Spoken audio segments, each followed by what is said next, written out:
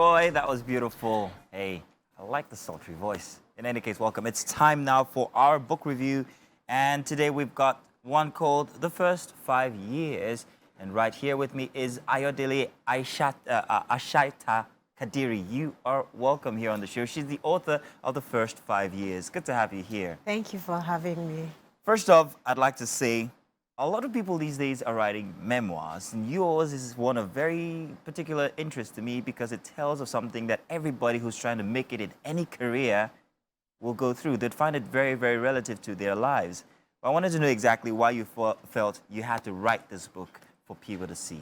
Okay, I think that I felt I had to write it because there are so many. Okay, let me give the context of the profession that I am in. Yes. So I think that for lawyers, there's this particular path people expect you to pass through so that you can say, oh, I'm a success and all that. But I think for me and my friends, we didn't find ourselves on that, on that path that everybody thinks is the path to success. Mm-hmm. And we had so many questions that I felt like people were not talking about it.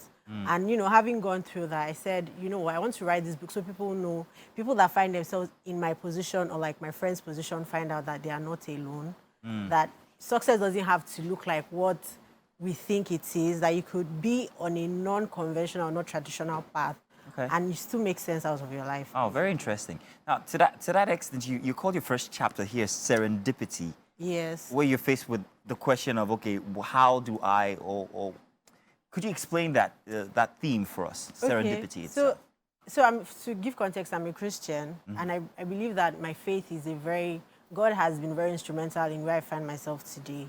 So I think about the fact that how I decided to become a lawyer was just the hand of God. But at that time, I thought maybe I was doing something. It was as easy as when I was back in school, I was like top of my class. Yeah, everybody's parents. Yeah, my father too. No, but literally, I was actually top of my class, very good. And then everybody thought, oh, go to science class, go to science class. And I felt like, why should I go to science class? Are you saying that anybody in the art class is very stupid or something?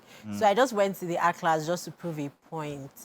And the journey to becoming a lawyer started from there. I didn't even know what I wanted to do. I just found, okay, so now that I've done arts class, what should I do in my life? Oh, it's either law, mass communications, English, something like that. So I picked law, wrote the exams, passed, got into faculty of law. So it was just like, what's the next thing? Next thing? So, but now that I look back, I see that this is the hand of God. So yeah, it was like divine, exactly. So that's what serendipity. But even while you were still on that path, you still had other questions. There's another chapter which you call the $1 million question again. So you were asking questions along the way as you went in your journey. Yes. Now, let's talk about chapter 3, the $1 million question. As a lawyer, now you had to ask yourself what questions to. I felt like you were looking for some sort of fulfillment. Am I correct? Well, I guess maybe let me say like something like clarity. Clarity. So I think that for lawyers, before the jackpot wave started for Nigerians generally, for lawyers, it's always a question of when are you going to go and do your master's degree in your university. And generally for lawyers, you kind of almost every Nigerian lawyer is New York qualified.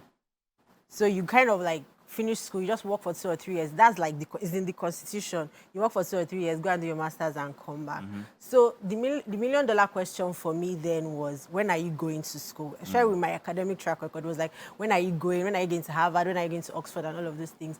But the way my life was going, I didn't find myself, I can't force Oxford to take me. If I put in my application and I don't get in, that's it, So that was what that chapter was all about. Like, okay, now that this journey to Oxford, this journey to Harvard isn't working out, does that mean that my life doesn't make any sense? So that was really the, $1 million question, because everybody was asking, and I didn't have an answer to say, oh, it's like I don't want to go. I don't know if I should go. So that was basically what chapter 3 was about. So as a lawyer and also as an author, you might have addressed this, but how did you find that balance, as in work-life balance, or were you just as studious as you were in school, even through your entire career?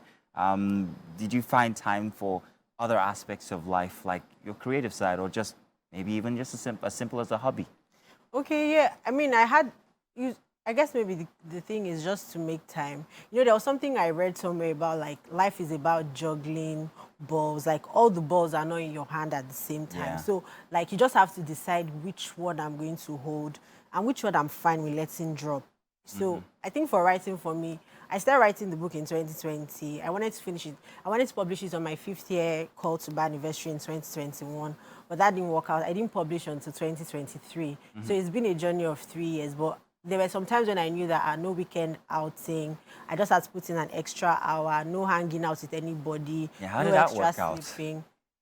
I mean, I'm done. I've published the book, so I think there were sacrifices that actually paid off in the end. But I think another thing that really helps was that I had people as well, my friends, my family. There would be times when mom would be like, "Don't worry, I got this. Just go and write your book. Go and write your book." And then my mentor would call me all the way from Canada and say, "This is your book. You've still not written it." So all those prompts would just make me like, "Ideally, you need to sit up." So the golden question here, not $1,000,000 question, is who is the book for? Who would you advise to take this book up, read it, and take your experience as theirs, or at least a sample? Okay, so the book is for everybody. And I'm very serious. If I may say so myself, I'm a very amazing storyteller. Oh, wow. You're very modest. There's an amazing story. But I want everybody to read the book because I feel like I don't know how to explain. Like, you know how you just go onto social media, everybody says, I have a 6-year goal plan, I have this. Like, everybody seems to have their life all figured out. But sometimes when we go to our closest, we know that there are some things that, like, things you can't really tell people. And so I want people to just realize that even if your life is not all that together, it doesn't make it less of a life. So I think everybody should read the book. But generally, you know, lawyers, young professionals, students, anybody that wants to know what life in like pursuing a career as a commercial lawyer is. Yeah. So the first 5 years are indicative of what the struggles that we will go through in trying to get that, to get where we're supposed to get our goals. Am I to get that from? Am I to understand that that's what it's supposed to mean? So basically what I'm asking is, why did you name it the first 5 years? Because it's like basically the story of your first 5 years. So like just important things, maybe not important because there's a lot of other details, juicy details if I may add.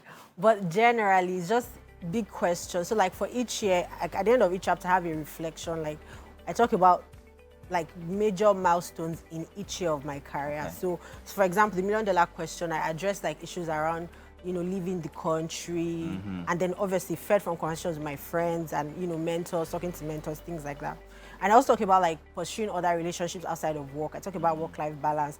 I talk about trying to build a life outside of peace, find, attached. So all this, which is like what young people, you know, young people want that. They want to have fulfillment. They want to find that I'm not just peace finding attached, peace finding attached. What does my life count for at the end of the day? And I don't think it's something that you can answer in maybe 1 or 2 years. And so you see that kind of thread through the chapters. Oh. Hey, tell you what, Ayodele, it's a fantastic book, and I'm also going to ask that everybody who has a chance, whether you're a lawyer or carpenter or whatever, it's something that you should read and also try and see if there are certain samples that you can take for yourself. Thank you very much. She is indeed an exceptional storyteller. Don't mind that she said it herself. I'm telling it to you now. Ayodele actually is. So if you can find it, make sure that you have it in your library. The first 5 years. It's an intriguing memoir. Thank you very much, Ayodele. Good to have you here on the show. Yes, thank you for having me. Now do stay tuned because there's much more coming your way. We aren't done yet. We're going to be having you guys, well, so much more. Let me just let it like so. We'll be back.